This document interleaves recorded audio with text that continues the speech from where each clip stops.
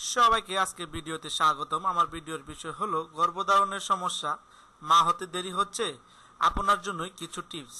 আমার এই ভিডিওটি যদি আপনাদের ভালো লেগে থাকে অবশ্যই চ্যানেলটি সাবস্ক্রাইব করবেন। কষ্ট করে ভিডিওটি দেখার জন্য অগ্রিম ধন্যবাদ।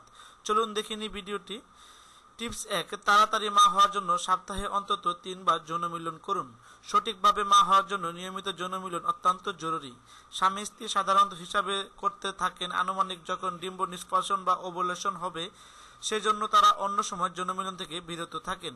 টিপস 2, গর্ভধারণ নিশ্চিত করতে ডিম্বস্ফোটন ভবিষ্যদ্বাণী কিট অথবা নিষেক পরীক্ষা কিট ব্যবহার করুন। ওভুলেশন প্রিডিকশন কিট হচ্ছে এক ধরনের স্ট্রিপ যা শরীরের তাপমাত্রা ও প্রস্রাবে লিউটিনাইজিং হরমোনের লেভেল পরীক্ষা করে এবং ডিম্বস্ফোরণের সময় সম্পর্কে ধারণা দিতে পারে।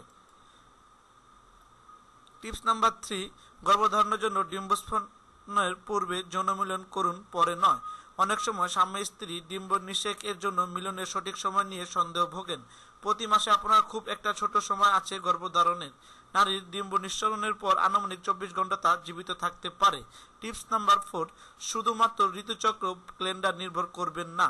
আমাদের অনেকে হয়তো শুনে আছেন মাসিক ঋতুচক্রের 14তম দিন যৌন মিলন করলে গর্ভধারণের সম্ভাবনা বেশি থাকে।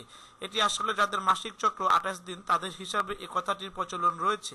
এটি দ্বারা অনুমান করা হয় মাত্র কখন ডিম্ব নিঃসরণ হতে পারে, তবে এটি একদম 100% নির্ভুল পদ্ধতি নয়। টিপস নাম্বার 5, গর্ভধারণের চেষ্টার আগে ডাক্তারের সাথে যোগাযোগ করুন। নিশ্চিত করুন আপনি সন্তান ধারণের জন্য স্বাস্থ্যগতভাবে তৈরি আছেন। শারীরিক ইনফেকশন, অ্যাসিডিটি অথবা যৌনবাহিত রোগ অথবা দুর্লভ স্বাস্থ্য আপনার গর্ভধারণের সমস্যা সৃষ্টি করতে পারে। টিপস নাম্বার 6, যখন বাচ্চা নেবার চিন্তা করছেন তখন ধূমপান, মদ্যপান, যাচ্ছে ভাবে মেডিসিন খাওয়া থেকে বিরত থাকুন।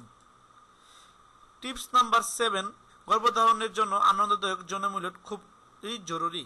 বেশিরভাগ ক্ষেত্রে যখন পুরুষ যুগল সন্তান নিতে মানসিকভাবে প্রস্তুত হন তখন তারা যৌন মিলনকে এক প্রকার ডিউটি মনে করতে শুরু করেন, তখন মিলনের আনন্দ থেকে বঞ্চিত হন। টিপস নাম্বার 8 এবং সর্বশেষ টিপস, কিছু যৌন আসন শুক্রাণুকে বেশি সময় যোনিতে রাখতে সহায়তা করে। যেমন মিসনারি আসন হচ্ছে সবচেয়ে ভালো আসন। যখন আপনি গর্ভধারণের চেষ্টা করছেন, তখন আপনি সন্তান নেবার পরিকল্পনা করছেন, তখন ওই সকল আসন থেকে বিরত থাকুন যেখানে নারী পুরুষের উপর আহরণ করে, কারণ মধ্যাকর্ষণ শক্তির প্রভাবে শুক্রাণু লিক হয়ে বেরিয়ে পড়তে পারে।